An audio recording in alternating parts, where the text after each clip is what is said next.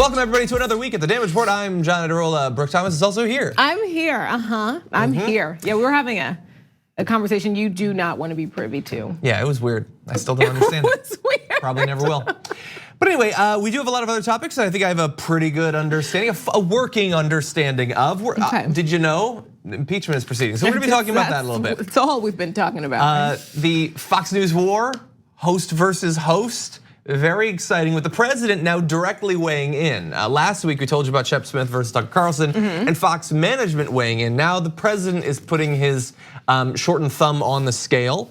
And so we're gonna talk about that. We've also got, let's see, threats to start a civil war. We've got the new squad. Okay. You got that the other squad, a little bit not white enough. Wait until you see what CNN's got for you now. So we have that. Voting rights, we've got some discrimination, Bernie Sanders being attacked in the mainstream media, a whole bunch of stuff. So it should be a pretty good show. Let's do it. Okay, let's just jump right in with the latest on the impeachment. A lot happened over the weekend in terms of Donald Trump and the brewing impeachment inquiry. We're gonna give you all the updates in just a minute, but I wanna catch up with Fox News and their fight to either sort of have marginal like journalistic credibility, like at least implying that there could be something here, versus those who are just in the bag for Donald Trump. And that was on display this weekend with Ed Henry just asking questions of guest Mark Levin, and take a look how that went for him. What happened in the Oval Office on that call? Was it illegal or not? Well, we know it's not illegal. What crime was violated? Can you name one? I'm not naming them. I'm saying others have suggested. Nobody's naming them. But no, it's not instead about we me. have hold on, Ed. It's not about me. It's not illegal. President asking another president to dig up dirt on a candidate. You're okay with that? He's a former vice dirt president. On a candidate? What dirt are you talking about? The president of the United States. I'm not saying this was illegal, but I'm asking you. This is. Are you okay with a president asking his counterpart? This is a simple yes or no to dig up dirt on former Vice President Joe Biden and his son. Are you okay with that? First of all, your question is not honest. So I don't give yes or no That's a quote answers. from the transcript, Let me finish, Ed. You have all morning. I have 2 minutes. It's not an honest question. Show me in the transcript where the president said that. Well, I don't have it in front of me, Nowhere. but there's a whole paragraph where he asked about Joe Biden. Hold on, I'm really trying to talk to the He asked American about people. Joe Biden, and the president said. So what he asked about Joe Biden? Isn't he allowed to ask about Joe Biden? Okay, so look, that goes on and on and on and on, and none of it's any more productive than that section, so I'll leave that there for you. But that was Ed Henry, who he kept saying, it's not about me, I'm not saying it's a crime, and whatever. I do read into that a little bit that he does actually think that it's bad. I don't think he's just playing devil's advocate, but that's fine, because Donald Trump has broken law, so that makes sense. And Mark Levin is just not having any of it. So are they friends? I mean, friends are allowed to disagree. We disagree. I'm assuming. I have no idea. Yeah, they're colleagues technically. Yeah. They're both sort of involved in a broad definition of this career. Mark Levin obviously is a slightly different sort of it. I mean, he's a crazed ideologue and conspiracy theorist. That's all he is. That they thought was worthy of having on their show. They do constantly because he's on Fox News. And so he's not having any of it. If Ed Henry is like, the president clearly wants dirt on Biden, he keeps saying, what dirt? You know what we're talking about. Why are you playing dumb? And then saying the president didn't ask for that. But you go on to say in that it was perfectly appropriate for him to want investigations of Joe Biden. So it's not even internally consistent, let alone consistent with reality. He can't even maintain what it is that he's saying for a couple of minutes. Ed Henry is just really teeing it up for him. Do you think this is serious? And rather than just doing the obvious Fox News thing, which is to say, no, it's not serious, he starts attacking Ed Henry. And we might speculate as to why he would do that. Perhaps he knows that Donald Trump is watching since it's Fox and Friends, and apparently Donald Trump was. Because Donald Trump began retweeting people tweeting about Levin attacking Ed Henry. I'm not gonna read all of them for you because we don't have enough time in this hour, and this isn't the full count, as Yashar Ali tweeted, he retweeted at least 19 tweets about Mark Levin attacking Ed Henry, including this one, which says a Sunday morning, amen, Mark Levin, preach brother, you shut down Ed Henry and the pro-shark media with the, and that might stand out to you as being a bit weird. What's the pro-shark media? That's because Trump But About Sharks is a parody bot account that takes Trump-related tweets and replaces keywords with the word shark. And Donald Trump retweeted that because he doesn't know that it's a shark-focused bot parody account. Right. And that's what the president does. He also tweeted things like this: Mark Levin sure put that lying S head at Henry in his place, didn't he? This is the president who like this. Sorry, this ideal. It's literally is this our life? I know. This is so sad. The whole thing is so weird. I also don't like that I apparently share with Trump a distaste for sharks. That's apparently why the bot started, was because Trump has said that he doesn't like sharks. It's so weird. It's just really weird. We have to censor presidential retweets about the bickering between Fox hosts. And look, I've said a lot about Mark Levin and who he is and how he's different from some of the straight news people on Fox News. It might not be super clear from that video. So I wanna give you a little bit more of that interview. I'm an American citizen. If this CIA operative is going to be the guy that brings down my president, I want to know all about him. I want to know what kind of dogs they have, how many marriages they've had, if they have a DUI. I want to know if they're a partisan. I want to know everything. Where did they keep the transcript of the phone call? Gives a damn. President has the power to issue an executive privilege order. Doesn't matter if he kept it in his pillow. He can still protect that, but he didn't. He gave it up. Super fast note, not related to anything, but if Ben Shapiro is watching, you are staring into the ghost of Christmas future, because I was reading some strong Ben Shapiro twitchy energy of not looking at the, also like he can't even pretend to be a human. So that whole thing was, I'm incensed, I'm angry. We've seen Cenk slam the table many times. I like it. I wanna know how many cars he has, his wife, who's his wife? What did he do? That's not real. You're not a human. You're not even actually that angry about it. And what would all of that information provide? So let's say the whistleblower has a DUI. Let's say the whistleblower was a figment of all of our imaginations. We already have the transcript. We know all of what was said by Donald Trump. All of this is a sideshow. They're attempting to make an extremely simple story seem complicated. It's not complicated. The president tried to get the Ukrainian president to meddle in our election for the personal benefit of Donald Trump so that he would get military arms. That's it. We don't need the whistleblower at this point because the transcript already admits all of that. You can look at it yourself. Who cares? I don't care if the whistleblower is 3 6-year-olds standing on each other's shoulders with a trench coat wrapped around them. It doesn't matter. They already released the transcript. That's the most fascinating part about all of this. It's the most interesting to watch is that everyone who is just hardcore in support of the president, no matter what, they can't argue against the talking points that the White House actually put out. So they just they ignore all them. Pretend they didn't see them. They pretend you're making them up. And I didn't know where they were gonna go. I thought that we were gonna have people saying, no, that's just fine. It's fine to do that. It's so bad, and it was so bad that to support him, people are pretending not to have seen his own words, things that he was proud to release. You brought up before the show, you brought up Kevin McCarthy and his interview, I think it was on 60 Minutes. It was 60 Minutes, yeah. And so the 60 Minutes host, which one was it? It was Scott Pelley at that time, I think, right? So yeah, he quotes the worst section, the I need you to do me a favor though. And Kevin McCarthy says, no, you added a word, you added though. No, he didn't. It's in the transcript. How have you not read it? And also, what would that do? And like you end up like having this long conversation, this long back and forth on whether he added though. I think that the though is damning, but he didn't add it. It's in the transcript. And really fast, I mean, look, all of this is crazy. All of this is an attempt to muddy the waters by kicking up new or old right-wing conspiracy theories. Just to give an idea, Trump tweeted in all caps, who changed the long-standing whistleblower rules just before submittal of the fake whistleblower report, drain the swamp. That is based on a Federalist article that implies that sometime in the recent past, whistleblower regulations were changed so that you no longer needed firsthand information about what you were blowing the whistle on. That is 100% not true. It's not based on anything. It is simply made up by the Federalist, and Donald Trump gets to just imply that it's true, and many of his followers, millions of Americans, will simply trust that the whistleblower rules were changed. They're never gonna check it themselves, just like the Federalists didn't check it before they implied it. And that is the thing. You have the clear information that is already present in the transcript or the summary of the transcript, and then you have a whole bunch of attempts to muddy the issue and make it seem like something it's not. The entire thing is ridiculous.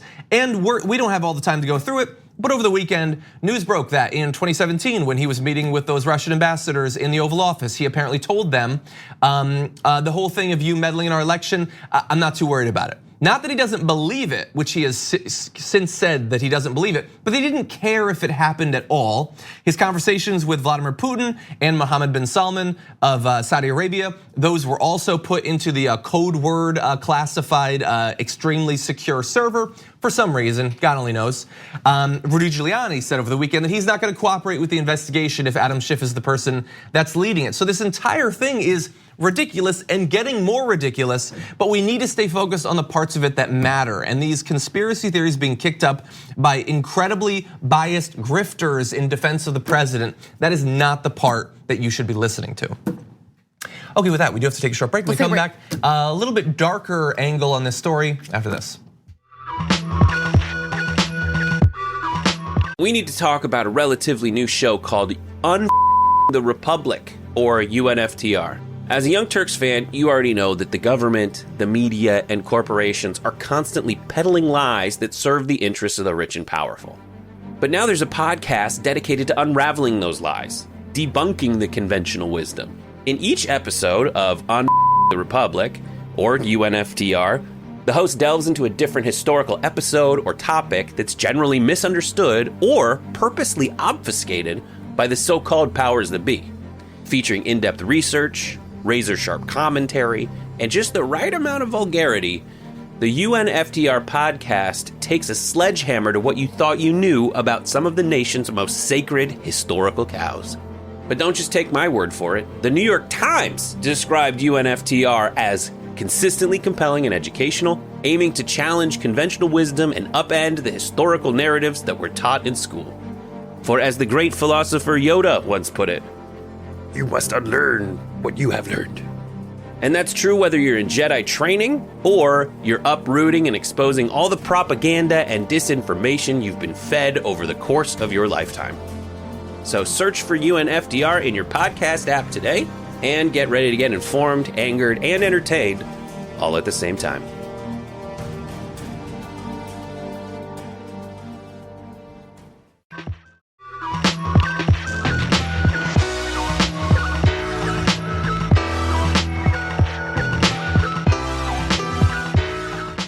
Thus far, there are basically two strategies that Donald Trump and his defenders are using against this impeachment inquiry. We've got misinformation, tons and tons of misinformation. The second, though, is worse. It's threats. You've already seen a little bit of this. Last week, he implied that either the whistleblower or whoever was providing information to the whistleblower should potentially be executed. We should deal with spies like we used to.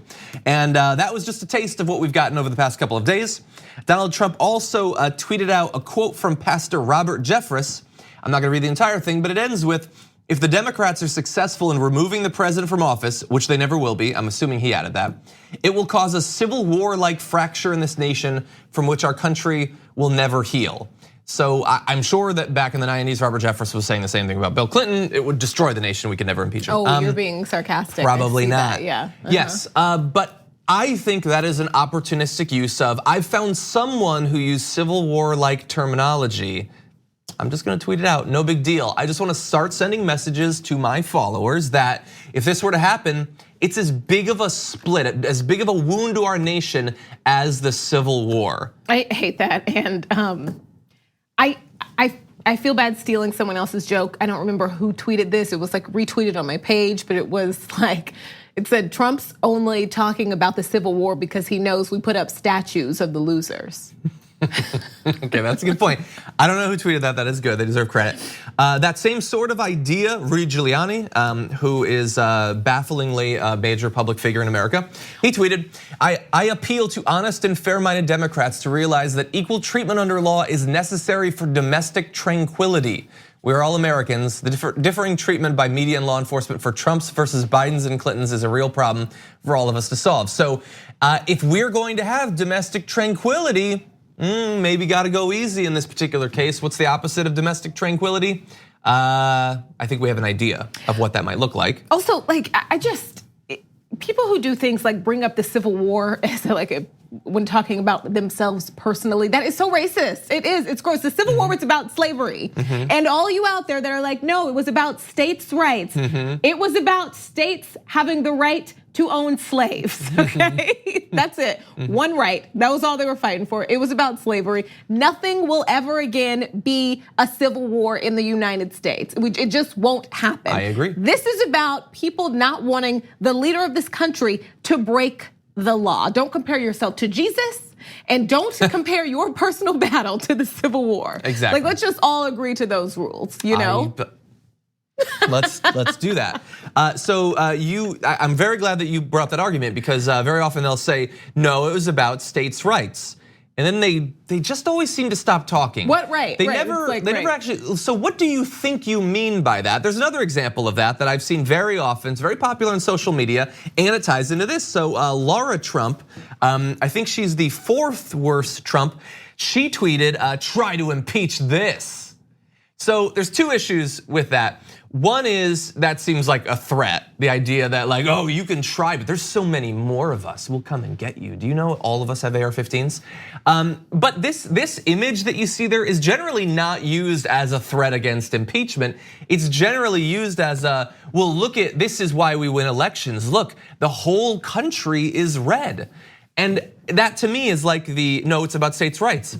Okay, so when you put out that map, what do you think that means? You know that you lost the popular vote by millions of votes. You know that doesn't actually mean that 85% of the country votes Republican.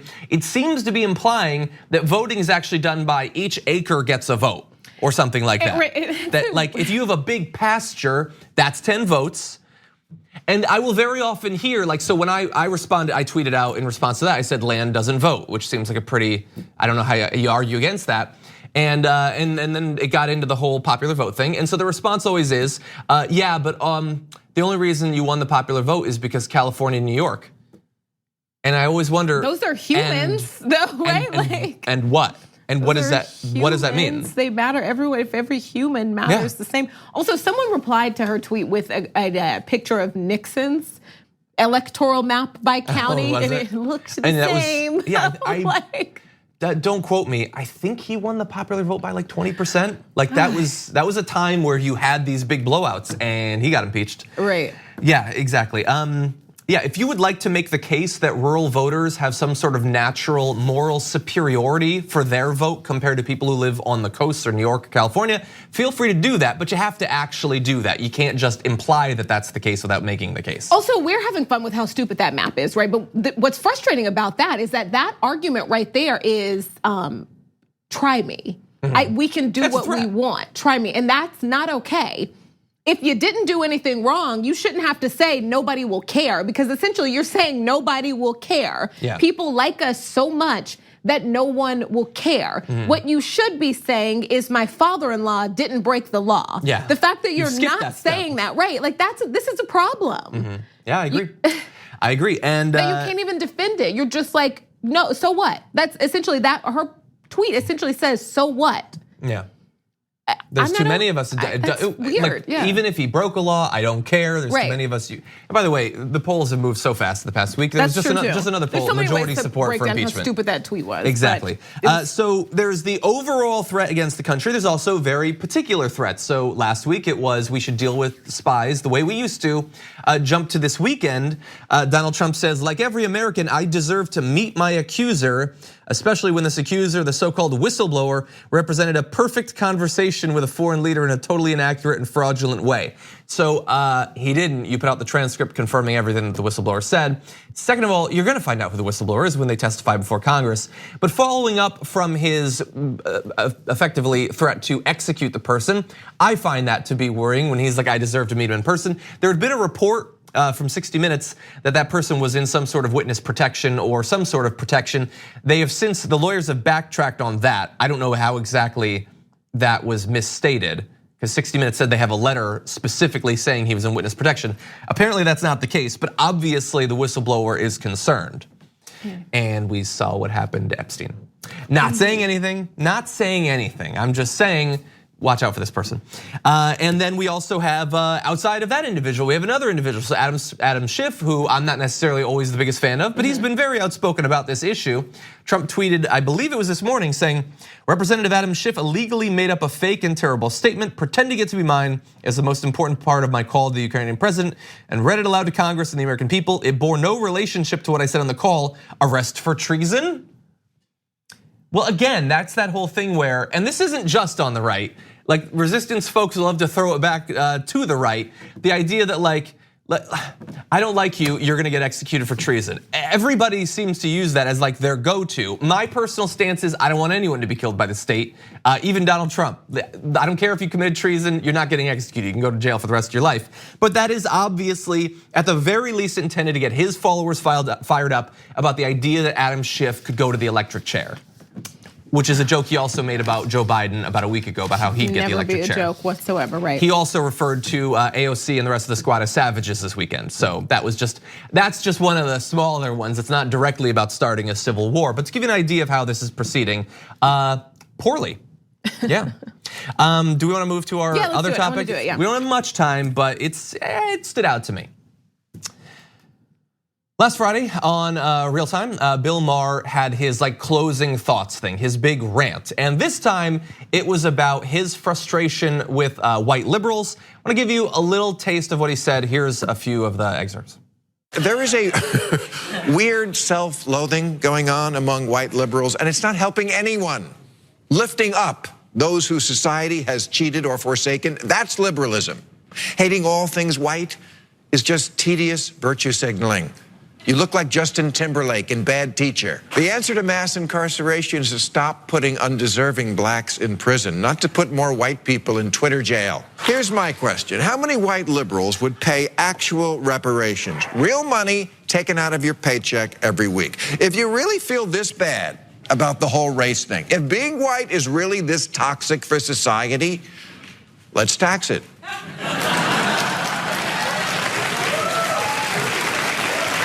Let's tax whiteness. Okay, so that went on for about 8 minutes. Those were, I tried to put in some of what I thought were the funnier lines, and a couple things there that I think a lot of people can say, yeah, I have seen people that go sort of overboard on Twitter. There's always a little bit of truth to it.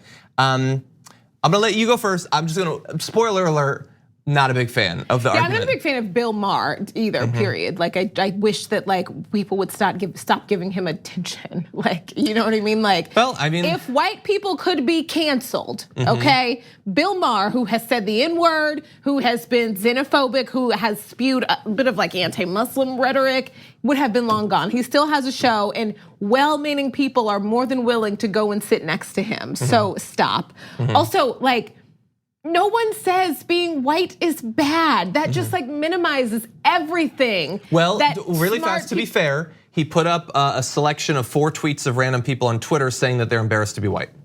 Oh. And if you can find 4 people on Twitter saying something, not crack a smile. But no, I don't think white people should center themselves in arguments and discussions on race and how they feel about it. But it's okay to care. But nobody said being white is bad. Like, I don't know, it's really weird. Like, it's kind of like when a man hears a story about a terrible, toxic man and says, men suck. We don't think he means every single man in the world. Like, it's okay. Like, you know, like I don't think the white person who tweeted that weird tweet wants to change their skin tone. It's like, I don't know, just think outside of the box. I guess, I don't know what that argument was. Well, I mean, I know what the impetus for it is. It's behind so much of what Bill Maher says. It is fear that something he joked about is going to get him canceled in some fashion. That he's going to get canceled from doing a show at a college or something like that. It's always he's immune. Exactly. It's if you're a comedian and you reach a certain age, you're eventually going to become whatever that is. People who fight against the things that he has said and done on his show still go and talk to him. Yeah. Still give his show a bigger platform. As I've said, I'll go on it. I'll still go on it. It's a big show. A lot of people watch it. This is corny. That was such a weird argument, and it's unnecessary. Nobody and listen, nobody wants to pay for reparations. No white people want extra money coming out of their check. Nobody wants to pay for health care either. The thing is that reparations is about the big head start all the white supremacy that helped like create this country gave to white people. So unfortunately, that would be something that you'd have to do to make these even, but nobody who's given something wants to give it up. Yeah. Nobody wants to give up any power. That's why the people in charge are supposed to make you. Yeah. Nobody wants to give up extra money out of their paycheck so a poor person can go to the hospital. I do, but a lot of people don't. A lot of people aren't willing to. That's why somebody in charge has to force you to. Yeah. That's what, you know what I mean? Like, yeah, I get it. Everyone works hard for their money and they don't want to share it. Yeah. Unfortunately, for this thing to work, you have to. Yeah. If you've got a little bit more than everyone else, you have to. That's just kind of how it works. Which is how all programs work. Right, exactly, so. Yeah, and if you're, look, I know that he makes those sorts of arguments because a certain number of people like them. But you can make them without using explicitly right-wing frames on those issues. Like the idea that what's going on is white self-loathing. It's that I as a progressive, I wake up and I look in the mirror and I just hate my skin. That's not what's happening. That's what the Daily Wire says. That's what the Daily Caller says, Bill Maher. That's not what actual progressives say. If you had progressives on your show, you might find out about that. Stop surrounding yourself with at best centrist Dems and right wingers. If you spent less time with Barry Weiss and Milo and people like that, you might know how we think rather than how they think. I feel like this whole segment has become a push to get you on Bill Maher. Is that what we're doing here? Yeah, I think pretty much. Okay. And then also just the final point is how many liberals would actually want to pay for reparations? That to me, look, I honestly don't know. I imagine quite a few would be okay with it. Yeah. That to me reads as, I know that we all say we care, but come on. We don't really care that much. Maybe I'm reading too much into his own psychology, but that to me is a revelatory statement. Yeah. It says less about other people and more about him. Anyone who calls out virtue signaling, it's not to say that it doesn't happen. There are some people who virtue signal, but the people who hate virtue signaling, what they hate isn't just the 1% of people who are signaling, it's the other people who have virtue, because those people know that they do not, and they hate seeing their own lack of values reflected in a changing society. That's what I see. Maybe I'm crazy, but that's what comes out of his rant to me. It's not to say that he's wrong on everything, but he keeps coming back to this subject and it is obviously a self-interested position for him. He's worried about financial repercussions to himself for saying things like, as you point out, when he used the N-word on his own show like a year or two ago. Right, I think it's fear, that's all it is. I'll take it, I guess. Okay. Self-preservation. Yeah, I get it. I want to be preserved. Yeah. Okay, just don't say bad stuff. Okay, we're gonna take a short break. When we come back, the news squad after this. Oh my goodness, this is the word.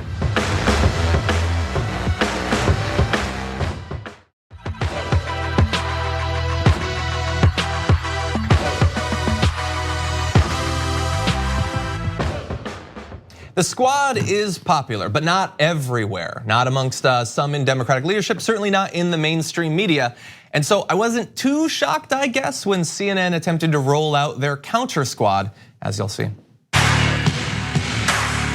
Even before they were elected, you have adopted the badass label. These freshman congresswomen created their own group, the Badasses. We were out running for Congress, across the country, and we kept running into each other. Badasses kind of came organically from the group since we all had either served in the military or in the CIA. A band of sisters who bonded while storming the unfamiliar terrain of politics. Translating their service is exactly what they did with their 180 on starting an impeachment inquiry. Going from no to yes after hearing President Trump admit he spoke to Ukraine's leader about Joe Biden.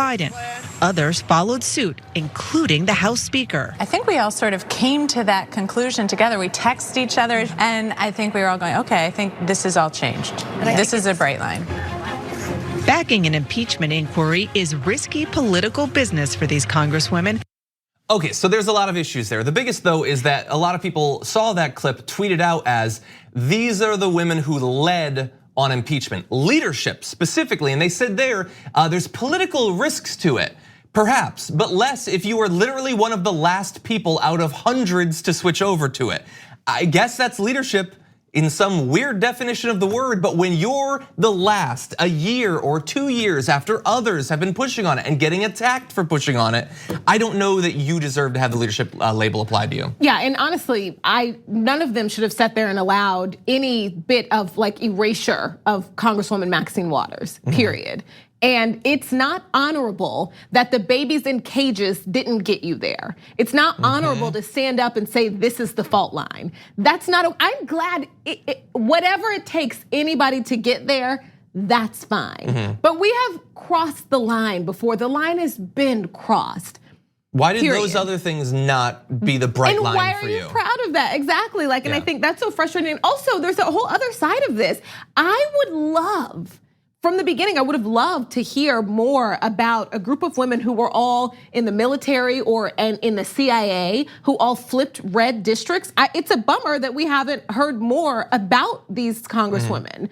But this is not their time to shine, period. Yeah, and especially rolled out with their Marvel Cinematic Universe trailer of the walking slow and the organic branding of the badasses there. It's too typical. And I wish the reason that this keeps happening is more people are willing to take up space continuously, willing to take up space when they don't deserve it. And we need more people who are often seen as those who should go on TV, people who are seen as more palatable, being willing to say, no, I shouldn't do this. No, this is not fair. No, I shouldn't be the one you're talking to. Who you really should talk to is this. Thank you, but this is not the time for me. You should talk to her. You should talk to her. And we needed more people to say, you should talk to her. Yeah, we didn't get that, but those hers were brought up.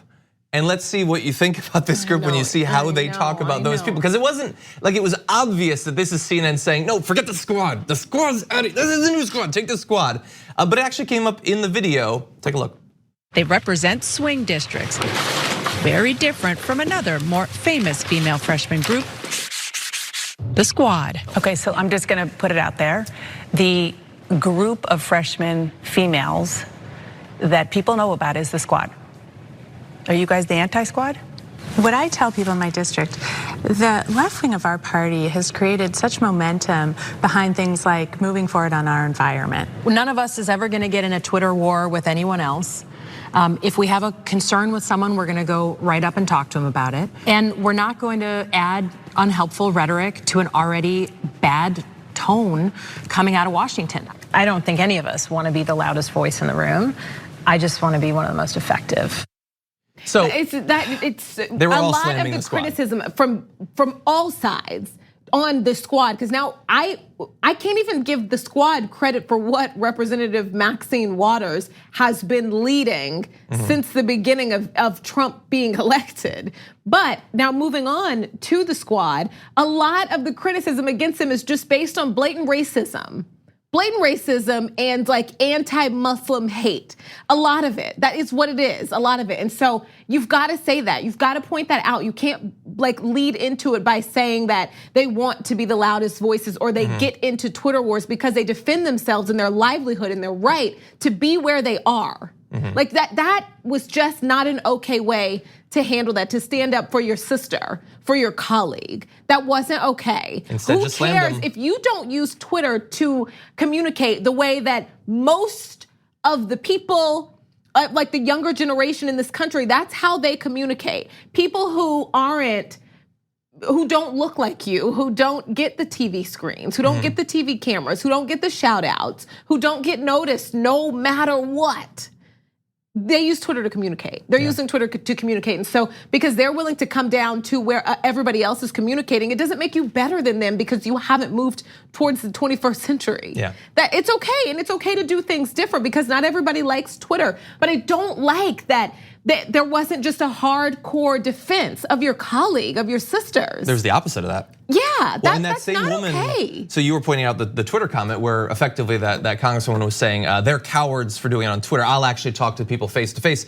She was also asked by Jake Tapper if it's unproductive or unhelpful to have people like Rashida Tlaib and Al Green as a part of the push for impeachment, who, by the way, we're pushing for it literally years before all these new women are now being called leaders on it. And she again attacked Rashida Tlaib and all of those. Really fast, if we could just jump ahead, just the last video, it's only 10 seconds long. Just to put it's so clear what the point of this segment was. I'm just gonna put it out there, are you the anti-squad? It's so clear, so take a look at this last little clip. Their previous service taught them to be fearless, which comes in handy now. There's not a vertical chain of command structure, so at previous. Well, there is, but obviously it sounds like you guys aren't following it. No, but no one can fire us. So so they're leaders, even though they're the last, and even though they have gone along 100% with the strategy, the political strategy of the centrist Democratic leadership, it looks like you're not following the chain of command. Yeah, but you're following the way that things have been done in DC for a very long time. You weren't leaders. You wait until everyone else went out there and they got attacked month after month after month after month, and now you get to just waltz in at the last second and be called leaders. That is the way that things work in DC. That's not like some big thing that we laugh about. The entire thing incredibly frustrating. It's so easy to just take AOC, Rashida Tlaib, Ayanna Pressley, Ilhan Omar, all of them, and then just push them into the shadows. Yeah, I am. And to attack them as you're pushing them into the shadows. That was inappropriate, and they should 100%. know better. They should do better. That was inappropriate, and it's just, yeah. Okay, we're gonna take a break. We come back. Voting rights after this.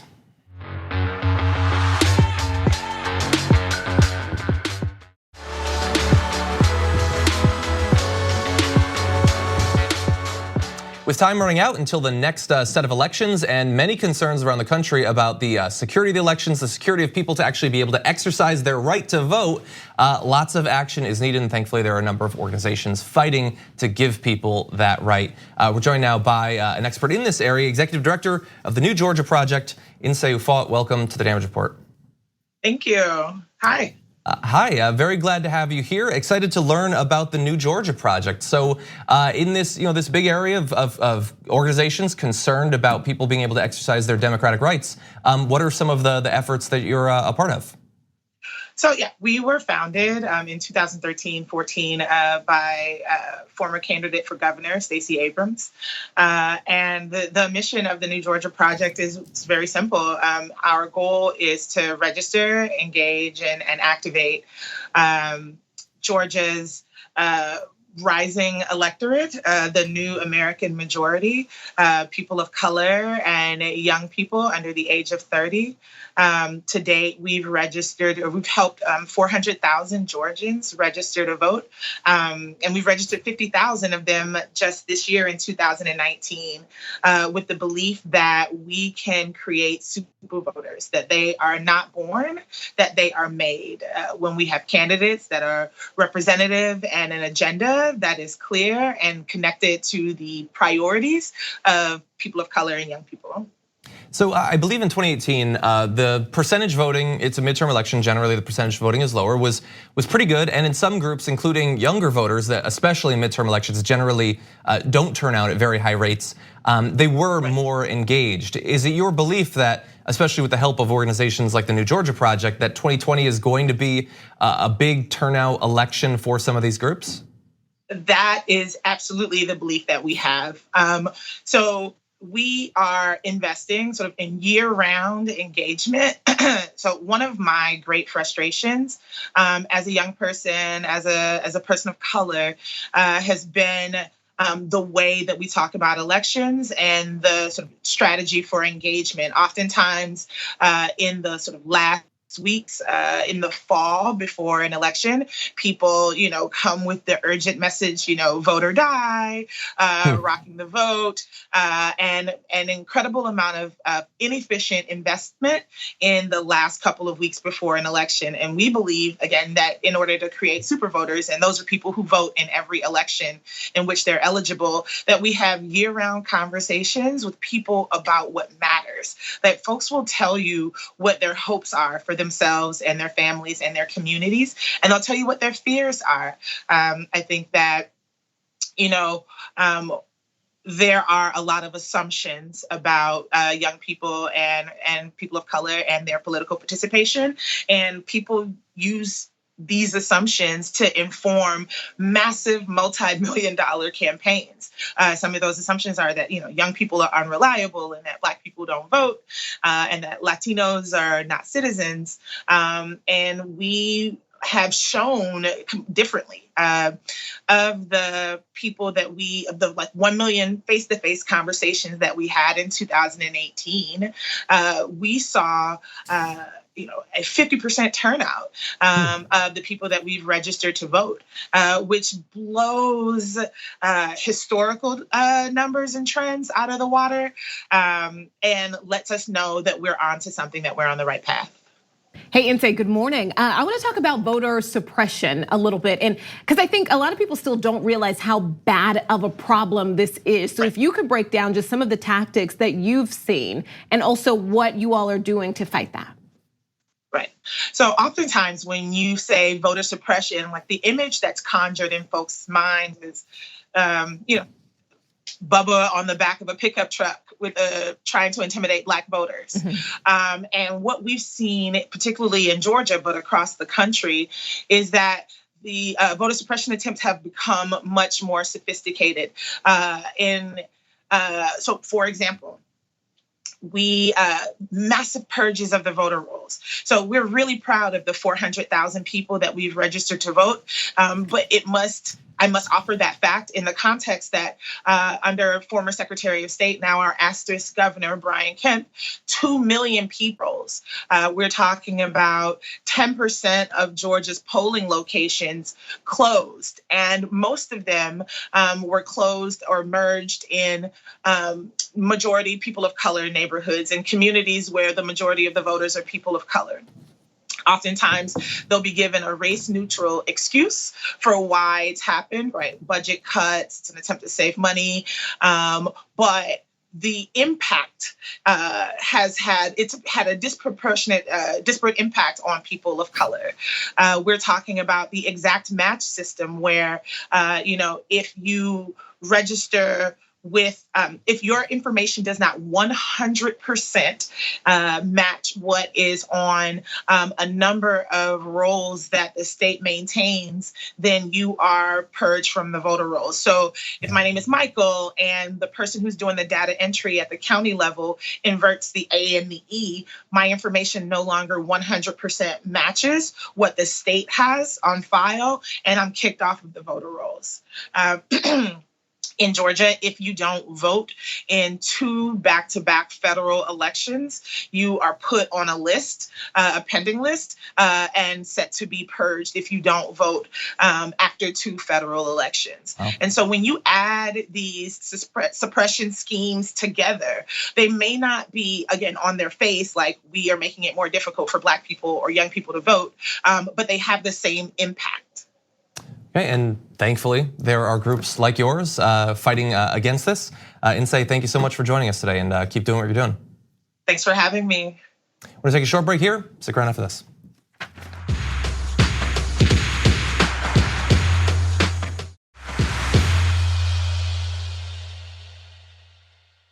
Welcome back, everybody. So we only have a couple of minutes remaining. We do have content that we're gonna be getting to. That is going to be in sort of our overtime, which will be available on the YouTube channel. Also, for the live, like if you want the full thing, it is part of the TYT members content. So if you become a member of the Young Turks, which you can do by going to tyt.com/join or tyt.com/John, you get access to the full show all at once. Otherwise, it'll be going up later on YouTube.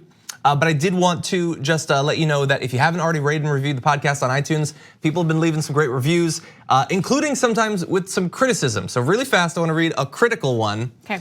Not 100% critical, but still a little bit. So this is from Jay Beard, who says, there's only 2 things I'd change about the show. John crams a lot into his 45 minutes, sometimes 2 or 3 interviews plus regular coverage. The info is always great, but it can feel a bit rushed sometimes, like my reading of this. Maybe he could consider extending his show to take his time with these topics, which may help with number 2. John covers topics he's passionate about, but the news is often upsetting. I don't blame him for being bitter, but sometimes he's even a bit Shapiro-esque. Ooh, not on morals and views, obviously. Stay positive, Johnny Pie. What? I think. I'm bitter about things. Jay Beard, Jay Beard's a nice. I don't mind the criticism. Don't ever call me Shapiro. Oh, sorry. Don't ever call me Shapiro-esque again. But yeah, sometimes the show is rushed. Including literally right now. Yeah. Because we only had a couple of minutes. We only have a couple minutes. Can I talk about my podcast? Because I also, like, I subscribe to the Damage Report. I rate it. My phone, for some reason, doesn't register it. Suspiciously. But sitting in my little spot next to the Damage Report is my own podcast. And it's called Controlling Our Narrative. And it's really cool. We have a bunch of great guests on. Edwin, right? It's good. It's a good podcast. You like it? It's pretty solid. John won't listen to it. That's fine. We'll move past that. But I think you'll like it. We'll see. Of course, no, you do. You've had awesome guests on, and people should definitely go watch and rate and review that as well after TDR. After this, it's fine. Okay. Yeah, do them both. Do that one first. I'm on this show too. Whatever. Thank you as always. We'll see you after.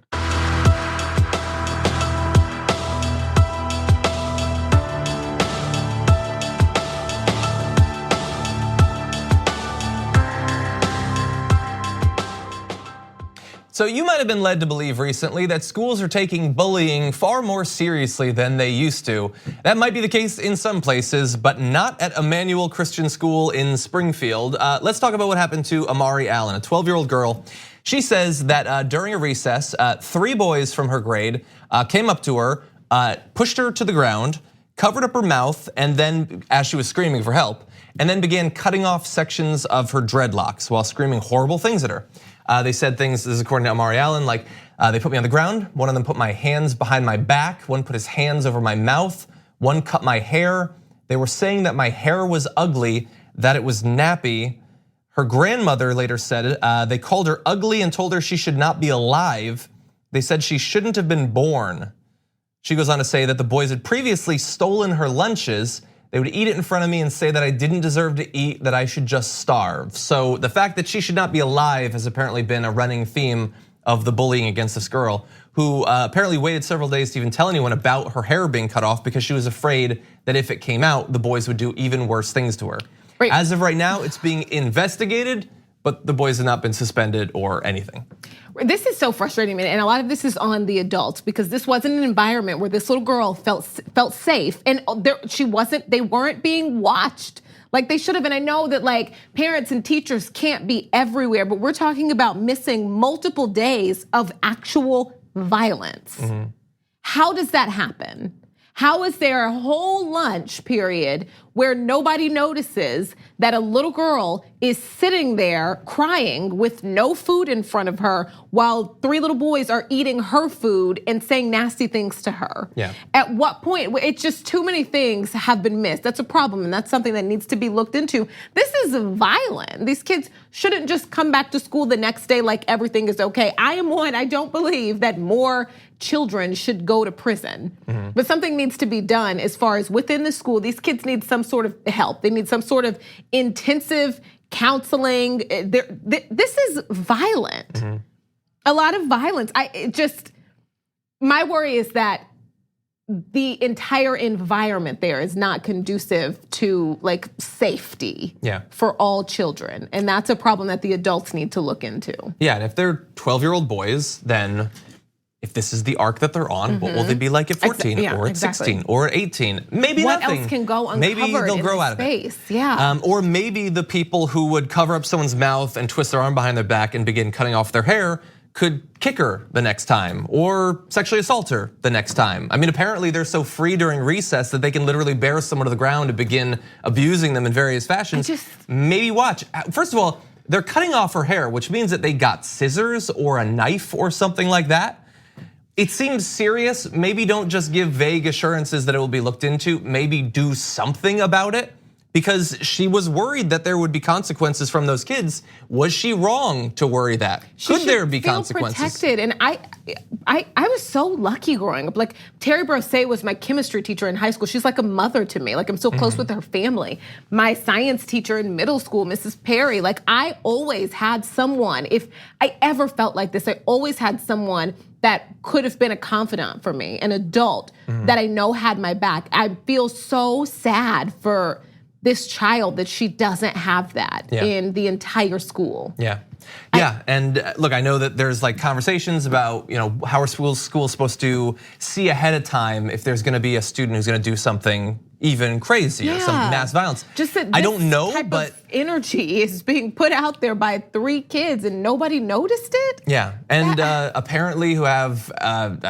clearly there's racial implications to this. And if they're repeatedly attacking a student and saying, you should be dead, you should starve to death, those are the sorts of warning signs amongst 12-year-olds that you should probably be on the lookout for. Anyway, hopefully the girl will be perfectly fine. Maybe the authorities, both on the police side and the school side, should take this at least somewhat seriously. Talk to the kids, maybe watch the kids for a little bit. That doesn't seem like too much to ask. Okay, let's turn now to a very different topic involving Bernie Sanders and the mainstream media.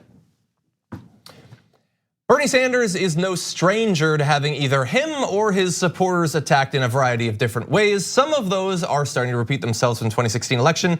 Take a look at a recent video from, I believe it's MSNBC. There's a ceiling. There is nowhere to go, but there is no up to go. And all of those support, I actually overheard someone saying that I thought was an interesting point, that basically at this point, if you are still supporting Sanders as opposed to Warren, it's kind of showing your sexism because she has more detailed plans and her plans have evolved. I thought it was an interesting point, and I think there may be something to it. Yeah, I agree with all that. It's a good answer, Chris. Okay, so in the dictionary, I don't know if this is in the dictionary, but if self-satisfied smile is in the dictionary, the smile she had on after she delivered that thing that she overheard, that would be that smile. And then to have everyone else around the table laugh like it's the end of a sitcom, like Joey, oh Joey, and then everyone laughs and then we end the episode. So that's Emily Tish Sussman, who used to work for, I believe it's the same organization as Neera Tanden. Daughter of a billionaire, Democratic donor. Just to give you an idea, it doesn't necessarily color her commentary, but you never know. So she overheard it. It's not that she believes that, it's that she just overheard someone say that. And because it was such a nuanced and sophisticated argument, it won her over with its rhetorical power and strength. The thing is, as we've pointed out many times, I understand that some people decided in the first week of the 2016 primary election that Bernie Sanders has only one sort of supporter and they look exactly like I do. That's just not the case demographically, and you can take it up with pollsters, but as we've pointed out many times, polling between November of last year and March of this year found that Sanders was more popular among people of color than among white people. His share of supporters are more likely, they're more likely to be female than men, 41% to 37%. You can say, I don't get that. Why would these facts be true? You can say that, but you can't just discount that those are the facts. That's what every poll shows. And so at some point you have to update your worldview to match. Yeah, so a couple things here. One, yes, that was a stupid statement. That was an inappropriate statement. It wasn't a fair statement. Also, I do believe Elizabeth Warren's policies and plans are more detailed than any other candidate.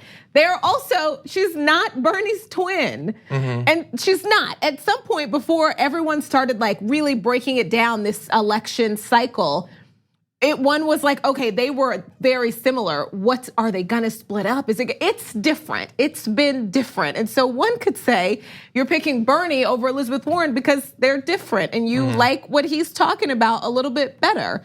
So I guess I don't know. It was weird because they're not the same person. Her plans are more detailed than everybody, but it's okay for people to pick other people. A lot of people are picking Joe Biden.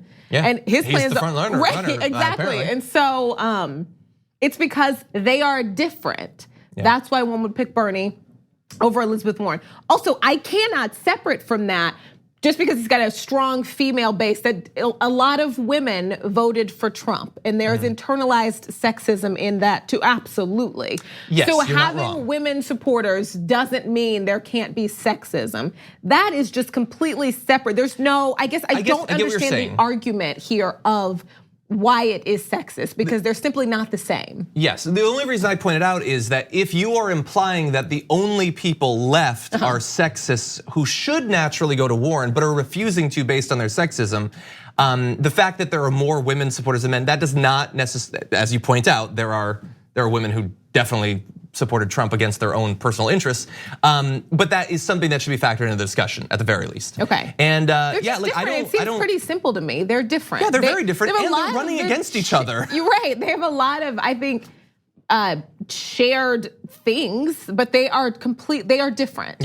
I guess I can't say completely different, but they are very different. And as this goes on, we're seeing that more and more. They're different. They're even different on healthcare, and that's something that I didn't even expect. Yeah. They're different. And so that's why people are choosing to go here or choosing to go here. Yeah.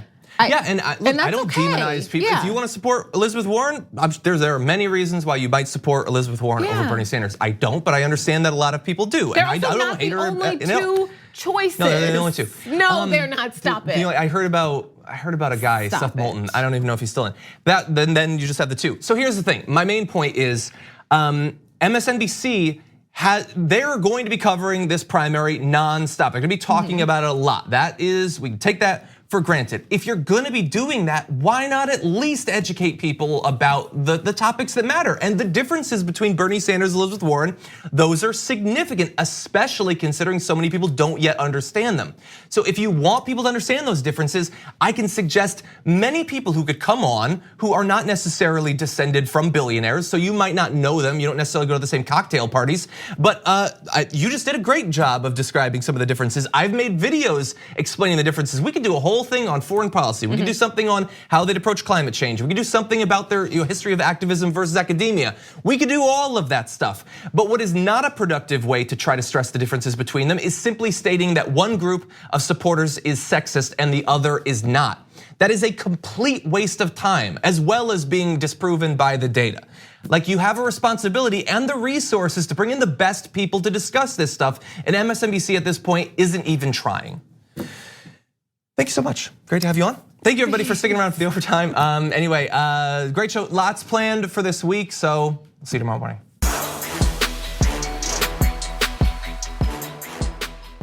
Thanks for listening to the full episode of The Damage Report. Support our work, listen ad-free, access members-only bonus content, and more by subscribing to Apple Podcasts at apple.co/TYT. I'm your host, John Adarola. I'll see you soon.